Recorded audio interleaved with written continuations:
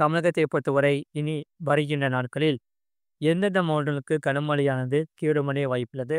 அதே சமயம் எந்தெந்த தேதிகளுக்கு இந்த மழையானது பதிவாக வாய்ப்புள்ளது? அத பார்க்கறதுக்கு முன்னாடி நீங்க நம்ம சேனல சப்ஸ்கிரைப் பண்ணாம இருந்தீங்கன்னா, மறக்காம லைக் பண்ணிக்கோங்க, சப்ஸ்கிரைப் பண்ணிக்கோங்க. தமிழகத்தில் ஓரிரு இடங்களில் மழை பெய்துள்ளது. காரைக்கால் பகுதிகளில் மிக லேசான மழை பதிவாகியுள்ளது.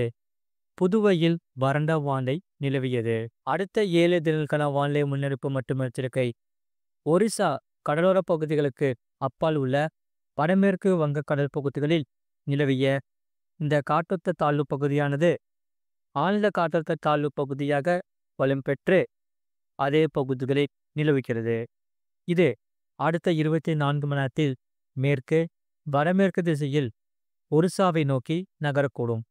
இதன் காரணமாக 28ஆம் தேதி தமிழகத்தில் ஓரிரு இடங்களிலும் புதுவை மற்றும் காரைக்கால் பகுதிகளிலும் இடி மின்னலுடன் கூடிய லேசான மழை முதல் மிதமான மழை பெய்யக்கூடும். ஓரிரு இடங்களில் பலத்த தரைக்காற்று மணிக்கு 40 முதல் 50 கிலோமீட்டர் வேகத்திலும் வீசக்கூடும். கனமழை பெய்யக்கூடிய மாவட்டங்கள் நீலகிரி மற்றும் கோயம்புத்தூர் மாவட்டத்தின் மலைப்பகுதிகளில் ஓரிரு இடங்களில் கனமழை பெய்ய வாய்ப்புள்ளது.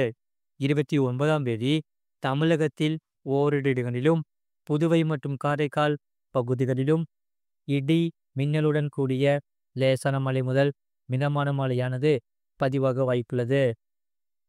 அதேபோல கனமழை பெய்யக்கூடிய மாவட்டங்கள் கோயம்புத்தூர் மற்றும் நீலகிரி மாவட்டத்தின் மலைப்பகுதிகளில் ஓரிரு இடங்களில் கனமழை பெய்ய வாய்ப்புள்ளது.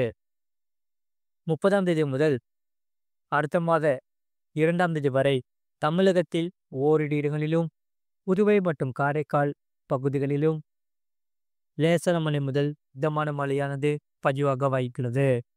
அதிகபட்ச வெப்பநிலையை பொறுத்தவரை 28ஆம் தேதி வரை தமிழகம் புதுவை மற்றும் காரைக்கால் பகுதிகளில் அதிகபட்ச வெப்பநிலையில் பெரிய மாற்றத்திற்கான வாய்ப்பு குறைவு. அடுத்ததாக இயல்பு நிலையிலிருந்து அதிகபட்ச வெப்பநிலை பொறுத்தவரை வேறுபாடு. அதாவது 28ஆம் தேதி வரை தமிழகத்தில் ஒரு சில இடங்களிலும் புதுவை மற்றும் காரைக்கால் பகுதிகளிலும் அதிகபட்ச வெப்பநிலை 2 முதல் 3 டிகிரி செல்சியஸ் பதிவாக வாய்ப்புள்ளது. சென்னை மற்றும் புறநகர் பகுதிகளுக்கான வானிலை முன்னறிவிப்பு. சென்னையை பொறுத்தவரை வானம் ஓரளவு மேகமூட்டத்துடன் காணப்படும். நகரின் ஒரு சில பகுதிகளில் இடி மின்னலுடன் கூடிய லேசான மழை முதல் மிதமான மழை பெய்யக்கூடும். அதிகபட்ச வெப்பநிலை 34 முதல் 35 டிகிரி செல்சியஸ் ஊட்டியும் குறைந்தபட்ச வெப்பநிலை 27 முதல் 28 டிகிரி செல்சியஸ் ஊட்டியும் இருக்கக்கூடும். மீனவருக்கான எச்சரிக்கை.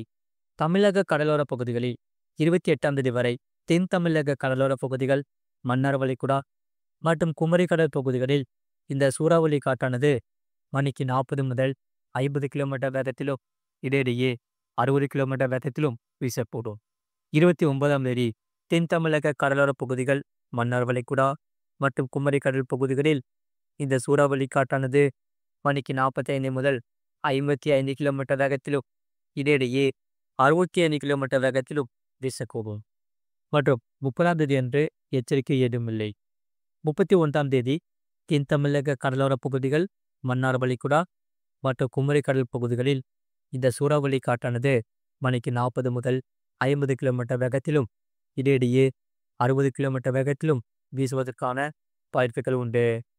அடுத்ததாக வங்கக்கடல் பகுதிகளில் 28ஆம் தேதி வடக்கு ஆந்திரா, ஒரிசா, மேற்கு வங்காள கடலோர பகுதிகள், வடக்கு மற்றும் மத்திய வங்கக்கடல் பகுதிகள், தென்மேற்கு மற்றும் அதனை ஒட்டிய தென்கிழக்கு வங்கக்கடல் பகுதிகளில் இந்த சூறாவளி காற்றானது மணிக்கு 40 முதல் 50 கிலோமீட்டர் வேகத்திலும் இடையிடையே 60 கிலோமீட்டர் வேகத்திலும் வீசக்கூடும். 29ஆம் தேதி வடக்கு ஆந்திரா, ஒரிசா கடலோர பகுதிகள், மத்திய மற்றும் அதனை ஒட்டிய வடமேற்கு வங்கக்கடல் பகுதிகள், தென்மேற்கு மற்றும் அதனை ஒட்டிய தென்கிழக்கு வங்கக்கடல் பகுதிகளில் இந்த சூறாவளி காற்றானது மணிக்கு 40 முதல் 50 கிலோமீட்டர் வேகத்திலும் இடையிடையே 60 கிலோமீட்டர் வேகத்திலும் வீசக்கூடும். அரபிக்கடல் பகுதிகளில் 28ஆம் தேதி வரை மத்திய மேற்கு அதனை ஒட்டிய தென்மேற்கு அரபிக்கடல் பகுதிகள், மத்திய கிழக்கு மற்றும் அதனை ஒட்டிய வடகிழக்கு அரபிக்கடல் பகுதிகளில் இந்த சூறாவளி காற்றானது மணிக்கு 45 முதல் 55 கிலோமீட்டர் வேகத்திலும் இடையிடையே 65 கிலோமீட்டர் வேகத்திலும் வீசக்கூடும். மற்றும் தெற்கு குஜராத், கொங்கன், கோவா, கர்நாடகா, கடலோர பகுதிகளை அதனை ஒட்டிய மத்திய கிழக்கு அரபிக்கடல் பகுதிகள், லட்சத்தீவு பகுதிகளில் இந்த சூறாவளி காற்றானது மணிக்கு 40 முதல் 50 கிலோமீட்டர் வேகத்திலும் இடையிடையே 60 கிலோமீட்டர் வேகத்திலும் வீசக்கூடும். 29ஆம் தேதி அன்று மத்திய மேற்கு அதனை ஒட்டிய தென்மேற்கு அரபிக்கடல் பகுதிகள், மத்திய கிழக்கு பகுதிகளில் இந்த சூறாவளி காற்றானது மணிக்கு 45 முதல் 55 கிலோமீட்டர் வேகத்திலும் இடையிடையே 65 கிலோமீட்டர் வேகத்திலும் வீசக்கூடும். இதில் கொங்கன், கோவா கடலோர பகுதிகள், மத்திய கிழக்கு அரபிக்கடல் பகுதிகள், லட்சத்தீவு பகுதிகள் மற்றும் அதனை ஒட்டிய தென்கிழக்கு அரபிக்கடல் பகுதிகளில் இந்த சூறாவளி காற்றானது மணிக்கு 40 முதல் 50 கிலோமீட்டர் வேகத்திலும் இடையிடையே 60 கிலோமீட்டர் வேகத்திலும் வீசக்கூடும். 30ஆம் தேதி முதல் 31ஆம் தேதி வரை மத்திய மேற்கு அதனை ஒட்டிய தென்மேற்கு அரபிக்கடல் பகுதிகள், மத்திய கிழக்கு அரபிக்கடல் பகுதிகளில் இந்த சூறாவளி காற்றானது மணிக்கு 45 முதல் 55 கிலோமீட்டர் வேகத்திலும் இடையிடையே 65 கிலோமீட்டர் வேகத்திலும் வீசக்கூடும். அடுத்ததாக கடந்த 24 மணி நேரத்தில் பதிவான மழையின் அளவு நீலகிரி மாவட்டம் தாலுகா அலுவலகம் பந்தலூர் 4 சென்டிமீட்டர் பதிவுள்ளது. நீலகிரி மாவட்டம் தேவாலா 3 சென்டிமீட்டர் பதிவுள்ளது. நீலகிரி மாவட்டம் அவலாஞ்சி 2 சென்டிமீட்டர் பதிவுள்ளது. திருவள்ளூர் மாவட்டம் கும்மிடிப்பூண்டி, கோயம்புத்தூர் மாவட்டம் வால்பாறை பிடிஓ, நாகப்பட்டினம் மாவட்டம் நாகப்பட்டினம், கோயம்புத்தூர் மாவட்டம் உபாசி தலா 1 சென்டிமீட்டர் பதிவுள்ளது. அடுத்ததாக வெப்பநிலையை பொறுத்தவரை அதிகபட்ச வெப்பநிலை மதுரை விமான நிலையத்தில் 39.5 டிகிரி செல்சியஸ் பதிவாகியுள்ளது. மற்றும் குறைந்தபட்ச வெப்பநிலை கரூர் பருமத்தியில் 21 டிகிரி செல்சியஸ் பதிவாகியுள்ளது. அடுத்ததாக இனி வருகின்ற நாட்களில் லேசான மழை முதல் மிதமான மழையானது ஒரு சில இடங்களில் பதிவாக வாய்ப்புள்ளது. அதே போல இந்த மாத இறுதியில் லேசான மழை முதல் மிதமான மழையும், அடுத்த மாதத்தில் கனமழையும் தமிழகத்தில் பதிவாக வாய்ப்புள்ளது. மறக்காமல் நீங்கள் லைக் பண்ணிக்கோங்க, சப்ஸ்கிரைப் பண்ணிக்கோங்க, மற்றவர்களுக்கு தெரியப்பட்டவும் ஷேர் பண்ணிக்கோங்க.